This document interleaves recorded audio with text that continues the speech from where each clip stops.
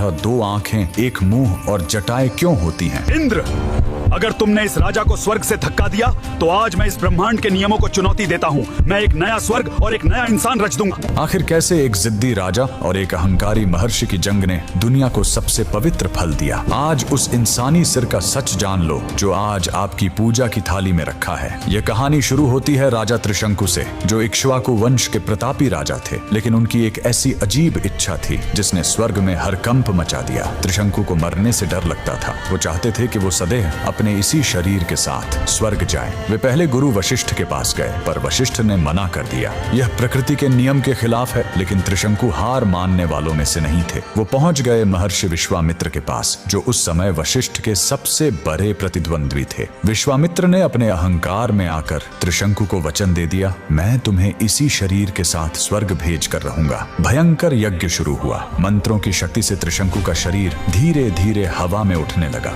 और वो स्वर्ग के द्वार तक पहुंच गया। लेकिन असली खेल तो अब शुरू होने वाला था। जैसे ही त्रिशंकु ने स्वर्ग में कदम रखा, देवराज इंद्र क्रोध से पागल हो गए। इंद्र ने त्रिशंकु को जोर से धक्का दिया और कहा, मूर्ख, मिट्टी का शरीर स्वर्ग में नहीं आ सकता।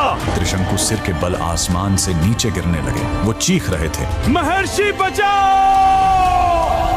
विश्वामित्र ने अपनी तपस्या की पूरी शक्ति झोंक दी और चिल्लाए, ठहर जाओ। त्रिशंकु बीच आसमान में ही अटक गए। न धरती के रहे न स्वर्ग के। विश्वामित्र का क्रोध 7वें आसमान पर था। उन्होंने देवताओं को नीचा दिखाने के लिए अपनी शक्ति से एक नया ब्रह्मांड बनाना शुरू कर दिया। उन्होंने त्रिशंकु के शरीर को सहारा देने के लिए एक खंभा खड़ा किया। देवता घबरा गए और विश्वामित्र से सुलह की। तय यह हुआ कि त्रिशंकु बीच में ही रहेंगे, लेकिन विश्वामित्र ने जो नया स्वर्ग बनाने की कोशिश की थी उसे प्रकृति में विलीन करना पड़ा। वो खंभा नारियल का पेड़ बन गया और त्रिशंकु का सिर नारियल का फल। इसीलिए नारियल पर 2 आंखें और एक मुंह होती है। त्रिशंकु का चेहरा और उसके ऊपर के रेशे उसके बाल हैं। जीवन का बड़ा सबक, त्रिशंकु की तरह हमारी अंधी महत्वाकांक्षा हमें कहीं का नहीं छोड़ती। हम अक्सर बीच में अटक जाते हैं, लेकिन ईश्वर की कृपा देखिए। एक इंसान की हार को उन्होंने श्रीफल बना दिया ताकि दुनिया याद रखे कि अहंकार चाहे कितना भी बड़ा हो, जीत हमेशा प्रकृति के नियमों की होती है। नारियल फोड़ने का असली मतलब है अपने अहंकार को फोड़ना। जब तक नारियल की सख्त परत ईगो नहीं टूटेगी, अंदर का मीठा जब आत्मा